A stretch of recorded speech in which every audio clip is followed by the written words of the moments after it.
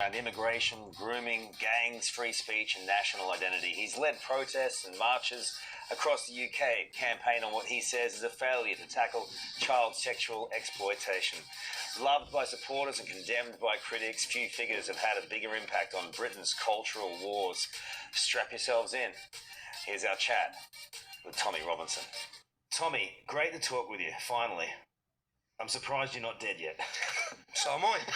I didn't think I'd make it at 40. I'm 43. I'm not even joking. You have tested, I know you're not. No, I'm not joking. You have tested the boundaries. I feel like it's got, even harder for you in some ways, but also your message is finally getting out there. Is that correct? Yeah, it is, because the media and the establishment had the monopoly on the message for so many years.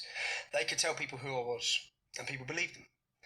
And now, thanks to Elon Musk, because there was a period, 2017 to 2024, I was invisible. They deleted me. Delete me from everything. I mean, everything. You couldn't, if you went on Facebook and mentioned my name, they'd delete your post. I was put up as a figure of hate, and there's actually an interview with a CEO of Facebook, and it's on Danish TV, and they're questioning him. Because what happened was I was invited to Denmark, I spoke at Parliament, and then any of the politicians who mentioned my name, on the lead politicians from Denmark, they had their post deleted.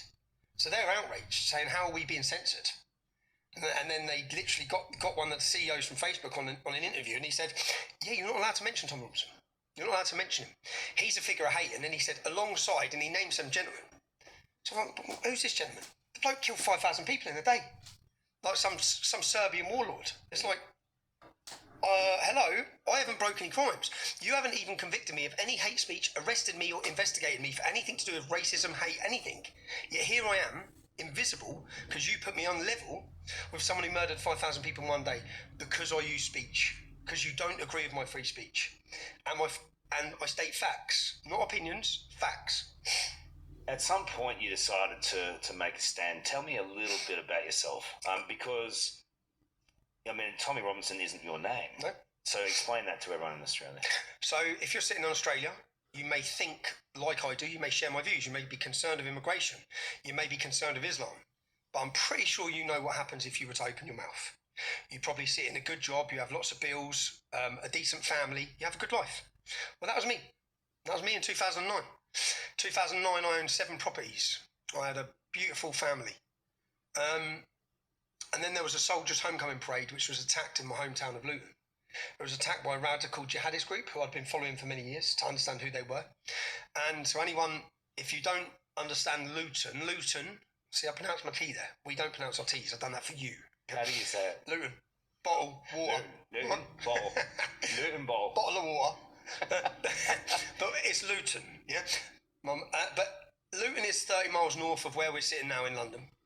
Luton was the launch pad for the 7/7 bomb plot, the fertiliser bomb plot, the Stockholm suicide bomber, the limo bomb plot, the Luton army-based bomb plot. I could go on and on and on. Bomb plot, bomb plot, bomb plot, terrorism, jihad. Well, that's my hometown. And my hometown has a population of 200,000 and 33% of that population is Islamic. So all these problems have come from that one small town. And put that across the whole of the UK. So I sort of Luton was a bomb blueprint for the rest of the UK. When I was born in 1982, we had 1 mosque, we now have 45. So I literally just started speaking. From 2009, I made a decision. After the soldiers' homecoming parade, my cousin was a victim of the rape gangs when she was 13. What now everyone knows as the grooming gangs. Groups of Muslim men kidnapping English girls, raping them, and the police doing nothing.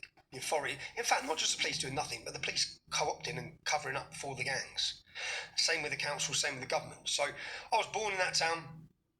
In 2009, I decided enough's enough, and we need to make a stand. And I started organising protests. I set up a group called the United People of Luton. You just mentioned my name's Tommy Robinson. At the time of doing that, I didn't want to lose the comfortable life I had. As I said, I got 7 properties. I was a young, successful entrepreneur. I had 2 businesses. I had a plumbing business, employing 6 people, turning over hundreds and hundreds of thousands a year. I didn't want to lose it all. And I was aware from growing up in Luton, I'm from a working class background. Luton's a rough town. It's a very rough town.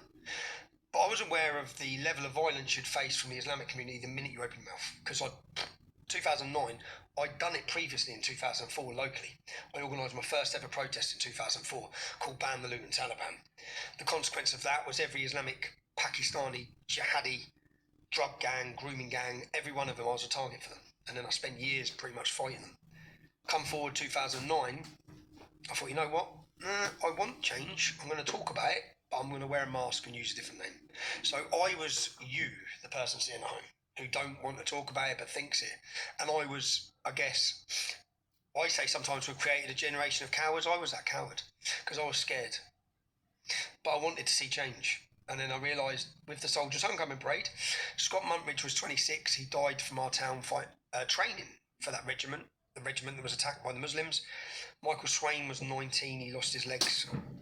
So these were strong points for us and a lot of feeling around it. So the fact that these soldiers were attacked, it wasn't the fact they were attacked, because we know who this Islamic group called Al Mujahideen, I'm going to pronounce it wrong every time, bunch of Islamic scumbags, they